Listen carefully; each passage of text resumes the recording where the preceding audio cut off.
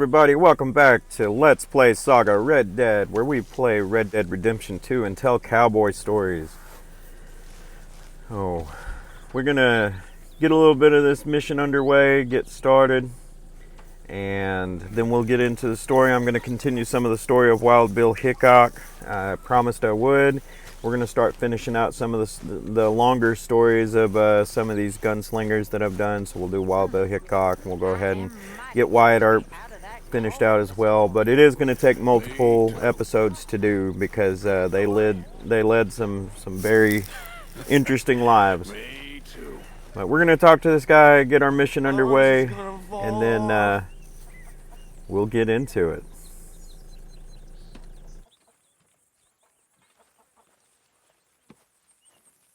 You got some speaking to do of your own. Not that old gang of yours. I told you, I don't know nothing. That's what I thought. Whoa! Hold your horses there. It seems the cat has got our friend here's tongue. I was thinking Mr. Williamson could have a word. You ready to talk, boy? I told you, mister. I told all of you. I don't know nothing, okay? They ain't no friends of mine. I just been ridden with them for a while. Horseshit. You see, we heard that part, so how about you tell the truth? That's what you want me to do. Hurt him, so the next time he opens his mouth, it is to tell us what is going on. Who am I kidding? One of O'Driscoll's boys couldn't open his mouth, but he'd tell a lie. Screw it. Let's just have some fun.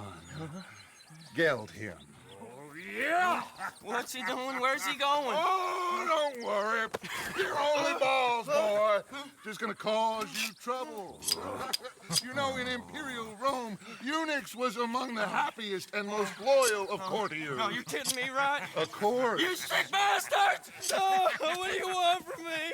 Well, you are gonna talk. The only question is now or after we got these little fellas off. Okay, listen. I know where O'Driscoll's holed up, and you're right. He don't like you any more than you like him. He's at 6 Point Cabin. I'll take you there. Serious, I don't like him. I mean, I like him even less than I like you, no offense. Oh, none taken. Okay then, partner. Why don't you take a few of us up there right now? I got this, Dutch. Should be fun. All right, you. Come on. Let's go. Geld him. Let's both hope you ain't trying to trick us, O'Driscoll. I ain't no O'Driscoll. All right. You sure as shit. So we're going to go have a gunfight, and in the meantime, I'm going to tell you about another one. So last time we talked about Wild Bill Hickok, we talked about his first gunfight at Rock Creek Station and the over-exaggeration that happened in the newspaper to get him his name. We're going to go back just a little bit before that to kind of let you know what type of young man he was before he made it to Rock Creek Station, and then I'm going to tell you about his second gunfight. So now in 1860, he was working for the parent company of the Pony Express. This company became the Pony Express. And he was moving freight from Missouri to New Mexico. Now during the journey, a cinnamon bear and 2 cubs were blocking the road. And Wild Bill fired to try and scare it off, but the bear would not be dissuaded from its current path. And so Wild Bill ended up deciding to shoot the bear. So when he shot the bear, the bullet hit the bear square in the skull, and it bounced off of its skull and infuriated the bear. And he was off of his horse at the time, and the bear rushed him and attacked him. How many times I gotta say? Wild Bill was crushed under the weight of the bear, and he was able to get his knife out while the bear tried to maul him, and he was able to stab the bear viciously in the throat, and when it pulled back, he was able to get a hold of his revolver, and he shot and killed the bear, but he was badly injured. Now, ironically, that's exactly how we fought a bear in this game, except we weren't badly injured after we should have been. But Wild Bill had to go through months of convalescence to recover, and he was transferred to Rock Creek Station after to heal and work the docks there. That's where he ended up getting into his first gunfight. Now, about 5 years later, in 1865, Wild Bill was in Springfield, Missouri, and he got into a disagreement with a gambler. Wild Bill was a notorious gambler. He most definitely had a problem, but he got into a disagreement with another gambler named Davis Tutt over a watch that was a gambling debt.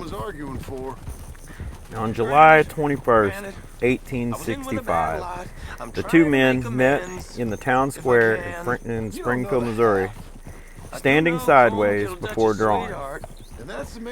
Their quick draw match was recorded as the very first of its kind.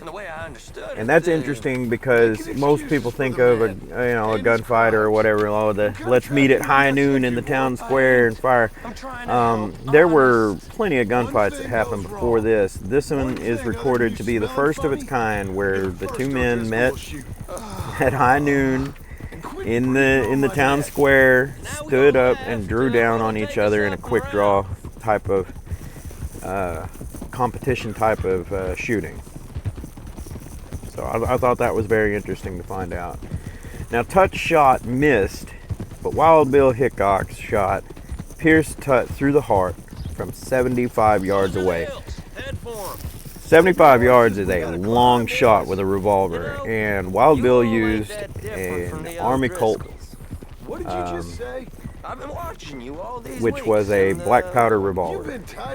So, a lot of people talk about black powder, weapons and muzzle-loaded weapons like they don't have a lot of accuracy or they can't shoot very far. And I'm going to tell you right now, 75 yards is a very, very long shot with a handgun, and to maintain any kind of accuracy at all. A black powder revolver is it's a muzzle-loaded black powder gun. Like you muzzle load the actual cylinder of the weapon. So you put powder down into the cylinder, then you put your wadding, and then you put the ball and you press it down in there, and then you put that cylinder into the gun, or in some cases, the plunge rod is on the revolver and it pushes it so that the cylinder stays in the gun. On the back side of the cylinder, unlike a normal revolver, which would have a firing pin that ended up hitting the bullets, there is a black powder nipple that you then put a blasting cap onto, or a firing cap. The hammer comes down, strikes that cap, ignites the powder, and then the ball is projected out of the gun. A lot of people assume that weapon can shoot about 15 yards. Just because, it's black powder and it's not very accurate. I'm going to tell you for a fact, first off, I own one of these. And it is, for one, it's a beautiful weapon. Now, mine is a Confederate Navy gun, and this would have been most likely a Yankee Army Colt, but he carried two of these Army Colts. And for a 75-yard shot, most people would be hard-pressed to do that with a modern firearm. So when people tell you that black powder is not very good or very accurate type of weapon, they are sadly mistaken. Very sadly mistaken. We can talk about later. We can talk about snipers from the Civil War and all of that type of stuff as well.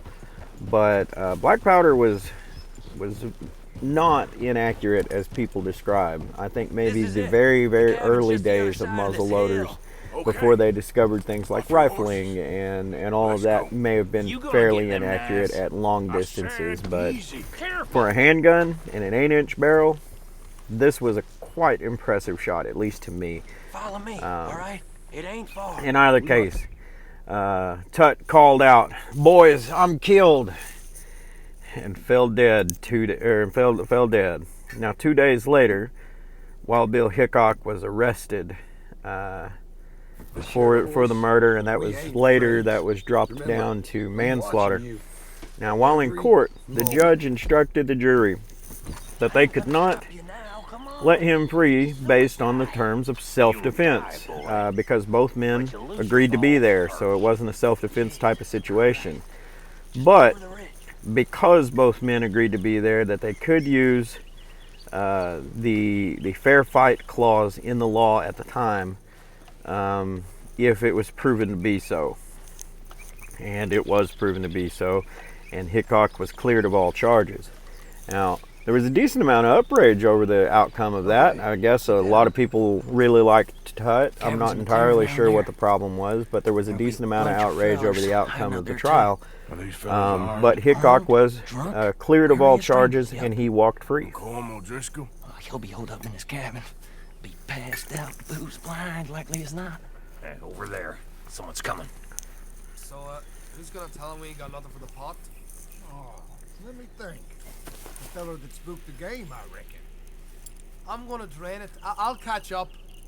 No, we ain't gonna fall for that. We're gonna wait so you can tell him yourself.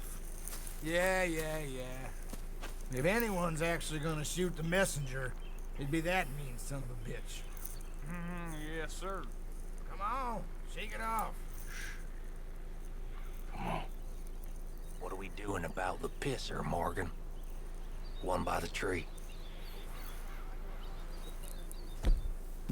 Alright, so now that we got the story out of the way, or at least the game story out of the way, I hope you guys are enjoying this. It's like I said, I'm going to try and finish up some of these longer ones, and then of course I'm going to be adding some of the longer ones as well to the list of gunslingers and stuff that need multiple stories.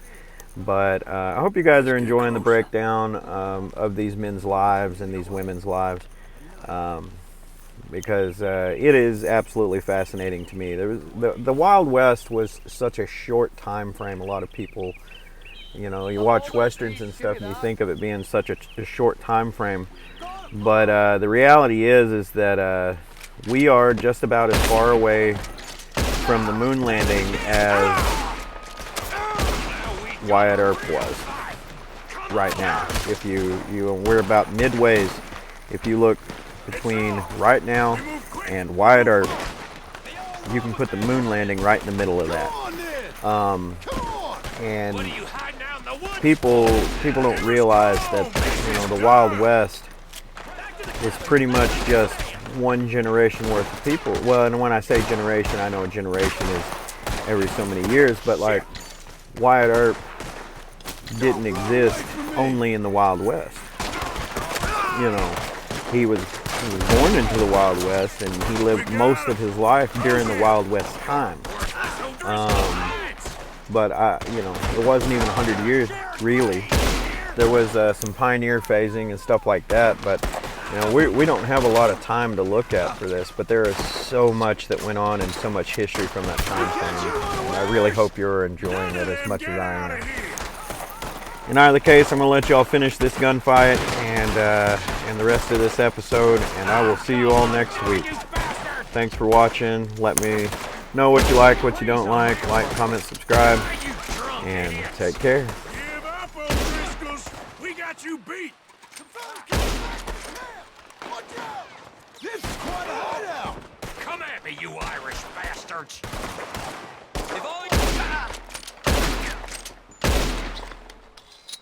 You see him coming? You weren't lying, that little toad! You stay here, you're dead men! We caught him on the drink!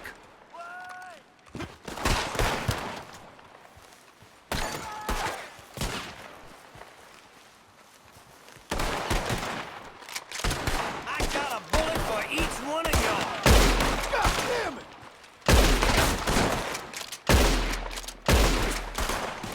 Run and hide if you know what's good for you!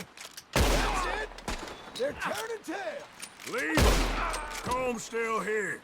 Hey, he said Colm would be in the cabin. I'll check. You look out here. What you holding, O'Driscoll? Give it up.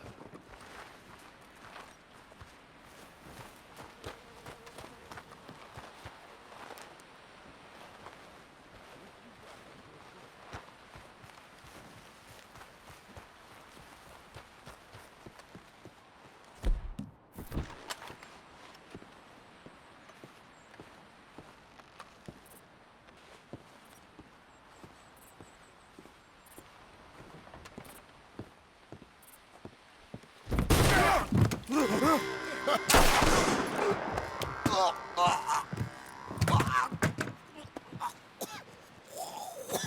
all right? Sure. Thank you.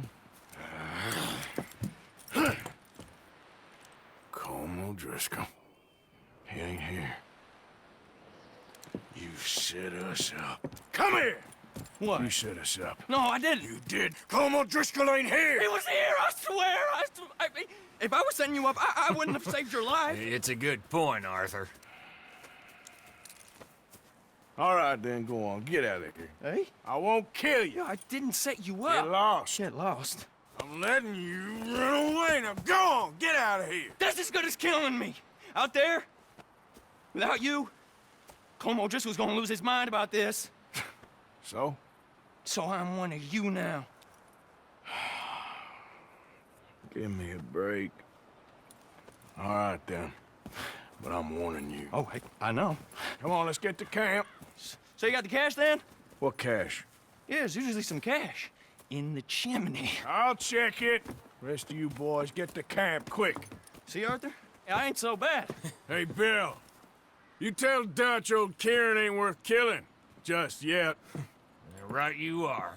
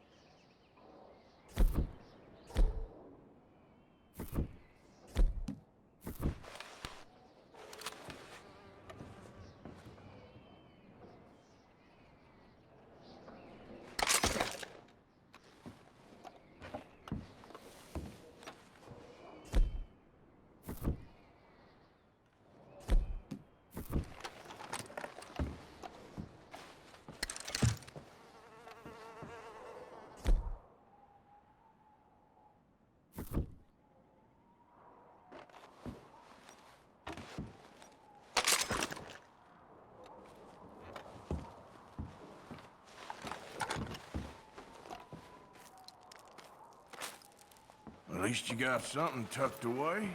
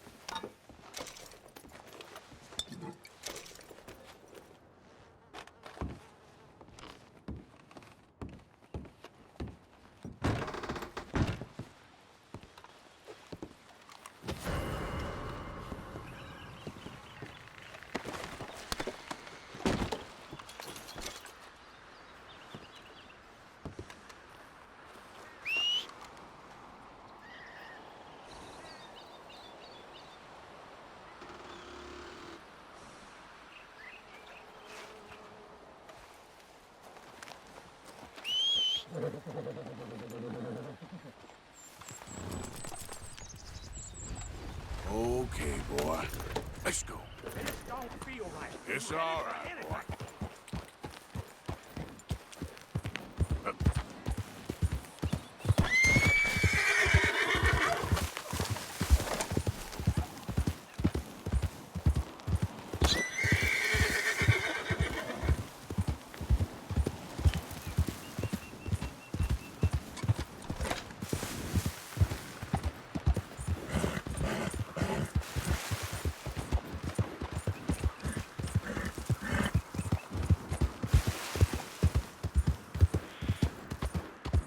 Yep.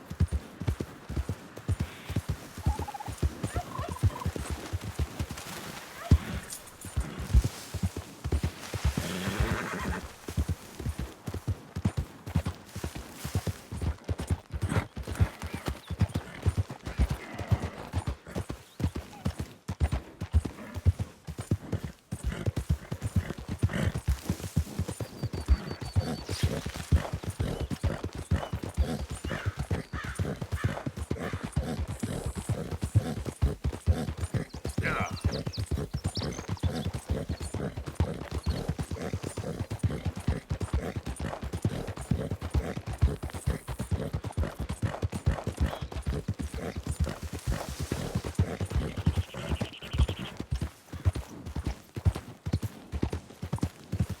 These days ain't short.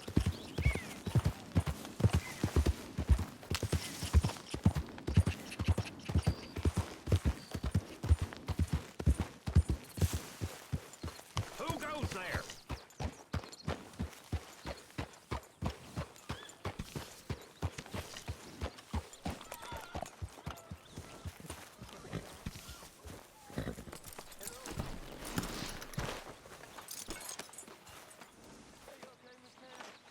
Dandy, how are you? Well, they haven't killed me yet. Who ain't? The boys around here. Yeah, tough. They're good boys, most of them. Arthur. It's the most thing I'm scared about. Don't be. Be fine. One of us now. Hey, Arthur. What you want? Man, you one sour son of a bitch, ain't you? Only when I see you. Only when I see you.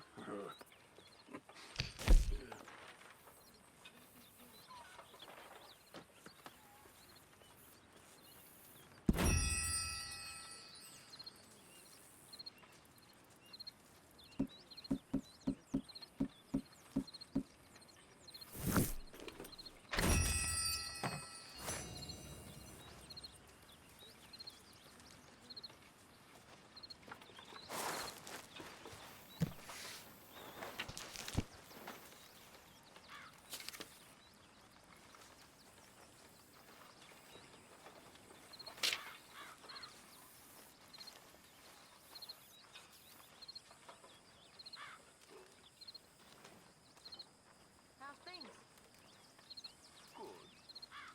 Good. Make sure you stay close.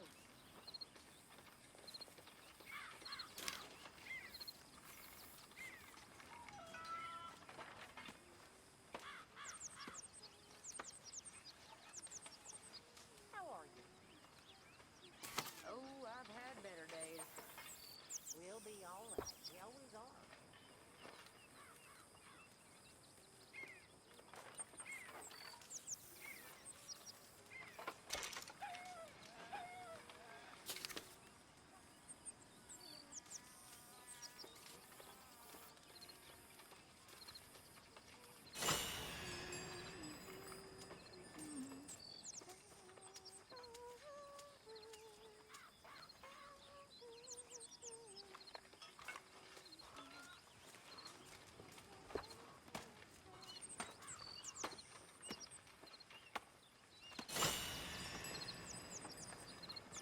Hey, can I talk to you a minute? Not again, Abigail. Not ever. Just leave me alone, will you? You're pathetic. You're a pathetic man, John Marston. Don't I know it?